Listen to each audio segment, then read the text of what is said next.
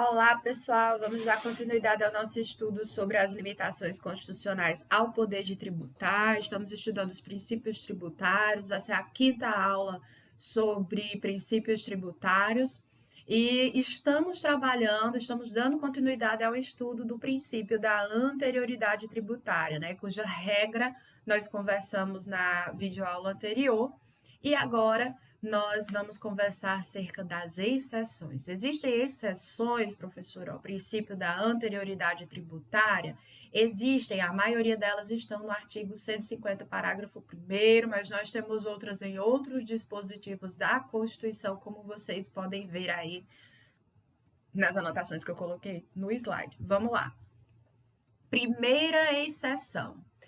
Nós temos como primeira exceção o estudo, né, daqueles tributos que não precisam respeitar nenhuma das anterioridades. Eles não precisam nem respeitar a anterioridade do exercício, ou seja, eles não precisam, não precisa que a lei tenha a sua eficácia postergada até o exercício financeiro seguinte, até o ano seguinte. E eles também não respeitam a anterioridade dos 90 dias, né? A 90ª, qualificada ou privilegiada. Nós já vimos também essa questão das nomenclaturas. Então, eu coloquei para vocês essas abreviaturazinhas aqui para facilitar o nosso estudo e também, quem sabe, facilitar a memorização de vocês. Olha só. N de não, R de respeitar, A de anterioridade, E de exercício. Não respeita a anterioridade do exercício e não respeita a anterioridade dos 90 dias.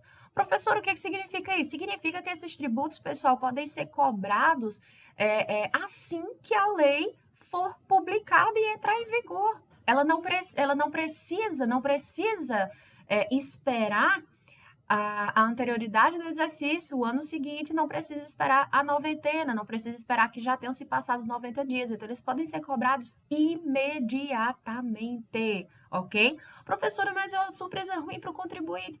Concordo, mas a Constituição coloca dessa forma, ok?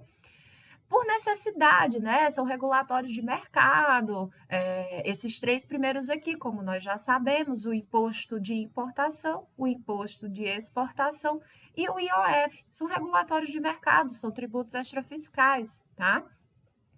O imposto extraordinário de guerra, obviamente que no caso de guerra não dá para esperar só o ano seguinte ou que tenham se passado os 90 dias para começar os contribuintes, né, a pagarem esse imposto. É guerra, precisa ser algo rápido, imediato. Assim como o empréstimo compulsório de calamidade pública, guerra externa ou sua iminência, certo? Lembrem-se que nós temos no ordenamento jurídico brasileiro 5 espécies de tributo. Dentre essas 5 espécies, nós temos o empréstimo compulsório. E existe um tipo de empréstimo compulsório que é o chamado empréstimo compulsório de calamidade pública, guerra externa ou sua iminência. Então, esses 5 camaradas aqui, eles não respeitam nada. Eles não respeitam nem a anterioridade do exercício e também não respeitam a anterioridade dos 90 dias, certo? Lembrando que, em caso de guerra, nós temos 2 tributos e nenhum desses 2 respeita a anterioridade do exercício e nem a noventena, não respeitam nada. Quem são eles? IEG, Imposto Extraordinário de Guerra, e o empréstimo compulsório de calamidade pública, guerra externa ou sua iminência. Cuidado! Trouxe aqui, ele está previsto aonde? O empréstimo compulsório de calamidade pública ou guerra externa ou sua iminência? No 148, inciso 1 da Constituição. Então, eu trouxe o 148 da Constituição todo para chamar a atenção de vocês para uma coisa. Olha só, o que ele diz no 148? A União, mediante lei complementar, poderá instituir empréstimos compulsórios. O do inciso 1 é esse que nós comentamos, que não respeita nada.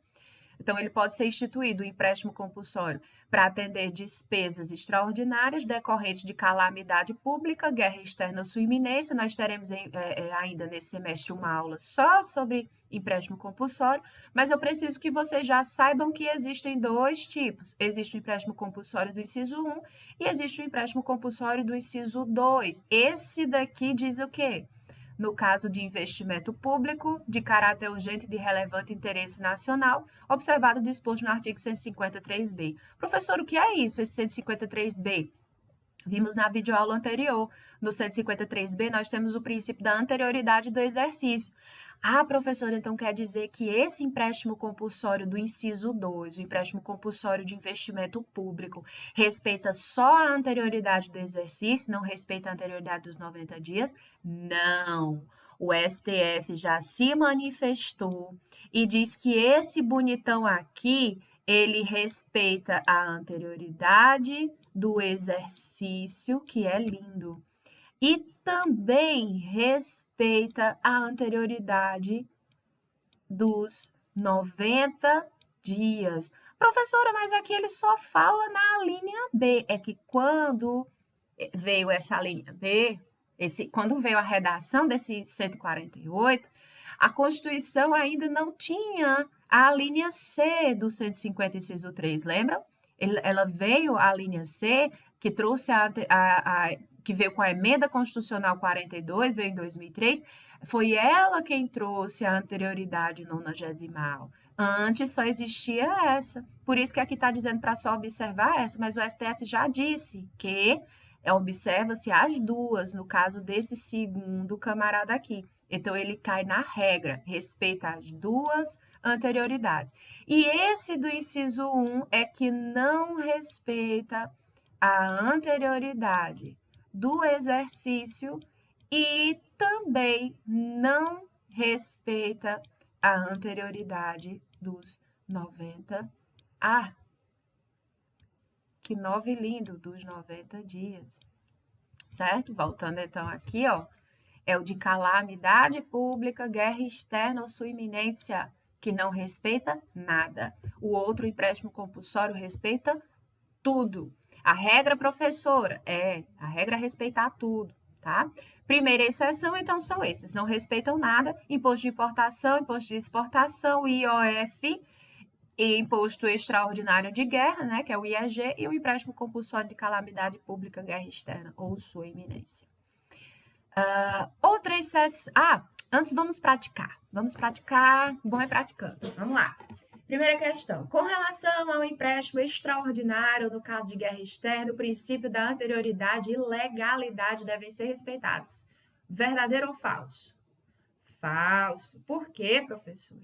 Porque no caso de guerra externa, o IEG, né, ele não respeita o princípio da anterioridade, nem a anterioridade do exercício, nem a anterioridade nonagesimal. Outra questão, uma elevação da alíquota do IOF pode ser exigida no dia seguinte à publicação do decreto que promoveu o referido aumento. Verdadeiro ou falso? Verdadeiro, professora. Por quê?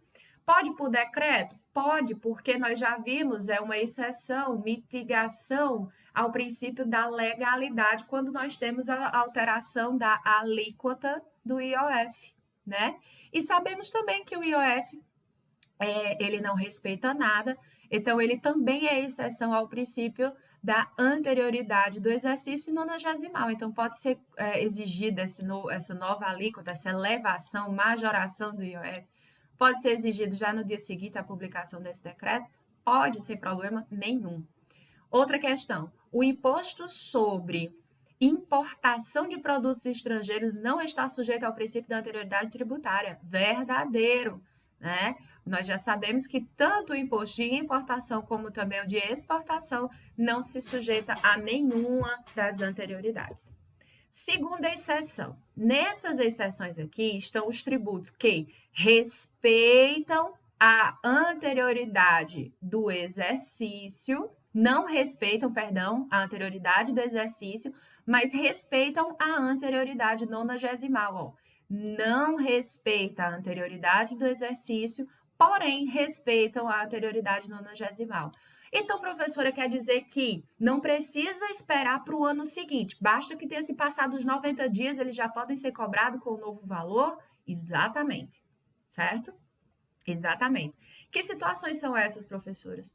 O IPI é o primeiro deles. Professora, mas nós vimos que o IPI é um tributo extrafiscal, é regulatório de mercado, ao lado do imposto de importação, do imposto de exportação, do IOF. Por que ele não está lá junto com os amiguinhos dele na primeira exceção? Por que, diferente dos amiguinhos dele que não respeitam nada, o IPI tem que respeitar a anterioridade dos 90 dias?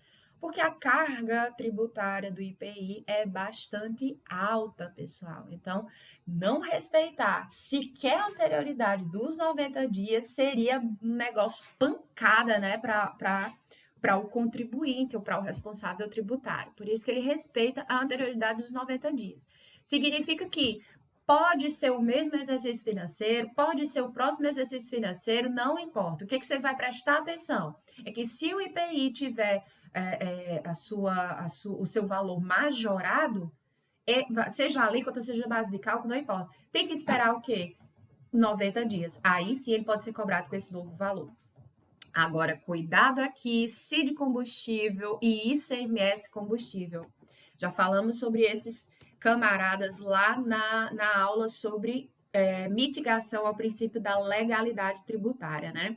Nós já sabemos que as alíquotas deles podem ser reduzidas ou restabelecidas por ato do Poder Executivo. Agora, essa redução e restabelecimento das alíquotas desses tributos, caso isso ocorra, também não precisa respeitar a anterioridade do exercício, basta respeitar a anterioridade nonagesimal. Lembrando, só no caso a Constituição se refere a quê? Redução ou restabelecimento. Professora, mas você não falou na aula passada que esse princípio da anterioridade tributária busca evitar surpresa ruim para o contribuinte? E desde quando uma redução do tributo é algo ruim para o contribuinte que eu tenho que esperar passar 90 dias? Exatamente. Apesar da Constituição se referir também à redução, cuidado, né? Na prática e de acordo com a jurisprudência, no caso de redução, se aplica imediatamente, assim como em caso de extinção, porque são surpresas boas. Então, no final das contas, na prática, é o quê? O caso do restabelecimento das alíquotas desses dois tributos, tá? Nós estudamos o que é restabelecimento também na videoaula sobre mitigação ao princípio da legalidade, onde eu falei sobre redução e restabelecimento. Se houver, portanto, uma majoração da alíquota precisa respeitar as duas anterioridades. Agora, se for um mero restabelecimento, ou seja, um decreto que traz o valor da alíquota de acordo com o que estava presente na lei anterior, então só precisa respeitar a anterioridade dos 90 dias. E as contribuições sociais, todas elas, me dá um exemplo, professora, PIS, COFINS, né? São exemplos de contribuições sociais, tá? Basta respeitar, caso sejam majoradas o valor dessas contribuições, também basta respeitar a anterioridade dos 90 dias. Então, vamos praticar. Vamos lá. Um decreto X eleva a alíquota do IPI com viés extrafiscal, exigindo-lhe imediatamente. Esta situação é constitucional ou inconstitucional? Inconstitucional, muito bem. Por quê? Porque o IPI, ele não respeita a anterioridade do exercício, mas ele respeita a anterioridade dos...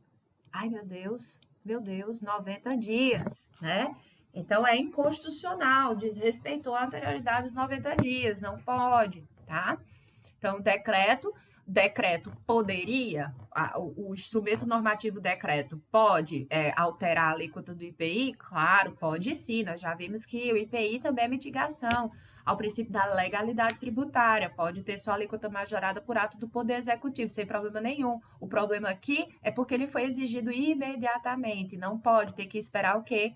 Terem se passado os 90 dias. Então, é inconstitucional por essa razão. Olha outra questão aqui que foi de promotor de justiça do Pernambuco. Diz assim, é exceção ao princípio da anterioridade, mas deve obediência ao princípio da anterioridade nonagesimal o imposto sobre produtos industrializados. Verdadeiro ou falso? Esqueci de colocar aí o VOF. Verdadeiro ou falso? verdadeiro, né? Ele é exceção, ele não respeita a anterioridade do exercício, o IPI, mas ele respeita o quê? A anterioridade nonagesimal. Outra questão aqui que foi para defensor público da União. Considere que a lei publicada em 1º de dezembro de 2007 eleve o IPI sobre determinado produto. Nessa situação hipotética, é permitida à União cobrar o novo valor do imposto a partir de 1º de janeiro de 2008. Olha aqui, correto ou incorreto? Falso, incorreto. Por que, professor? Não já é o exercício financeiro seguinte? Sim, é. Mas para o IPI não importa o quê? O exercício, a anterioridade do exercício. O que importa? A anterioridade dos 90 dias. De 1º de dezembro de 2007 para 1º de janeiro de 2008 já se passaram 90 dias? Não. Então, ele só poderia ser cobrado dezembro, janeiro, fevereiro, março, lá para o início de março de 2008. Aí sim teríamos obedecido o princípio da anterioridade nonagesimal, tá? Outra exceção, terceira exceção, nós temos aqui os tributos que respeitam a anterioridade do exercício, mas não respeitam os 90 dias, tá? Tributos, aqui eu coloquei o N, tá errado, vou ajeitar no slide para vocês. Deixa eu ajeitar aqui e volto a gravar, peraí. Pronto, aqui lindo, bonitinho. Tributos que respeitam a anterioridade do exercício, mas não respeitam a anterioridade nonagesimal, o contrário da segunda exceção, né? Quem são esses, professor? Então, se o imposto de renda for majorado, professor, no final de dezembro, já pode ser cobrado com novo valor no início do ano seguinte, 1º de janeiro do ano seguinte? Pode. Absurdo, professor. Mas pode, viu? O que mais? IPVA e IPTU só quando nós tivermos o aumento da base de cálculo, tá? Só da base de cálculo desses bonitinhos, tá? Base de cálculo do IPTU, como vocês sabem, é o valor venal do imóvel, o valor de venda do imóvel, assim como do IPVA. A base de cálculo do IPVA é o valor do automóvel ou do moto... Chega, minha gente, eu buguei aqui. Vale, minha gente. Da motocicleta. Quase não sai. Da motocicleta, ok? Da moto, enfim. Então, o IPVA, ele pode ter a alíquota majorada, não pode? Pode. Professor, e se a alíquota dele que for majorada? Se for a alíquota majorada, ele vai respeitar todas as anterioridades, tanto a do exercício quanto a nonagesimal, da mesma forma do IPTU. Se for a alíquota que for majorada, tem que respeitar as duas anterioridades, né? Então, olha, se a base de cálculo do IPTU e do IPVA for majorada, basta respeitar o quê? A anterioridade do exercício. Basta esperar o quê? 1º de janeiro do ano seguinte. Não importa se já tem ou não passado os 90 dias. Majoração de base de cálculo de IPTU e de IPVA, basta respeitar a anterioridade do exercício, não precisa respeitar a anterioridade dos 90 dias. Agora, se for uma majoração, aumento da alíquota do IPTU ou do IPVA, aí tem que respeitar as duas anterioridades. Vamos lá, um caso concreto. Uma lei municipal publicada em 10 de janeiro de 2020 alterou a base de cálculo do IPTU do município X de modo a torná-lo mais oneroso, ou seja, mais caro. Quando este novo valor incidirá? Vai incidir quando, professora? Olha só, base de cálculo. Quando é majoração de base de cálculo, eu tenho que respeitar o quê? Apenas a anterioridade do exercício. Então, foi em janeiro de 2020, só pode ser cobrado, então, em janeiro, 1º de janeiro de 2021, tá? Segundo caso, uma lei de 15 de outubro de 2020 alterou a alíquota do IPTU do município de Juazeiro do Norte de modo a encarecê-lo. Quando passará a incidir? Outubro. Eu preciso o quê? Verificar se estão presentes o quê? As duas anterioridades, porque nós estamos falando de alíquota. Então, outubro, novembro, dezembro, janeiro. Só lá para meados de janeiro é que eu teria respeitado os 90 dias e a anterioridade do exercício. Por isso que ele só vai poder ser cobrado com esse novo valor lá para meados de janeiro. Outro caso concreto. Lei X, publicada em 31 de dezembro de 2015, altera o valor venal dos imóveis do município Y de modo a valorizá-los. Pergunta-se, quando será eficaz a lei que veicula tal dado aumento? Professor, o que é isso aqui? Valor venal dos imóveis é o quê? Base de cálculo ou alíquota? Base de cálculo. De quê, professora?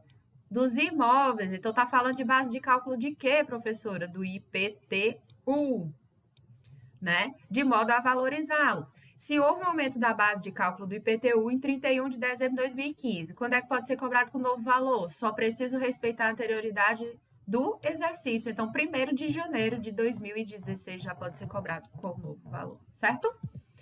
Então, próxima aula nós continuamos a falar da anterioridade, desse princípio da anterioridade em relação agora às medidas provisórias.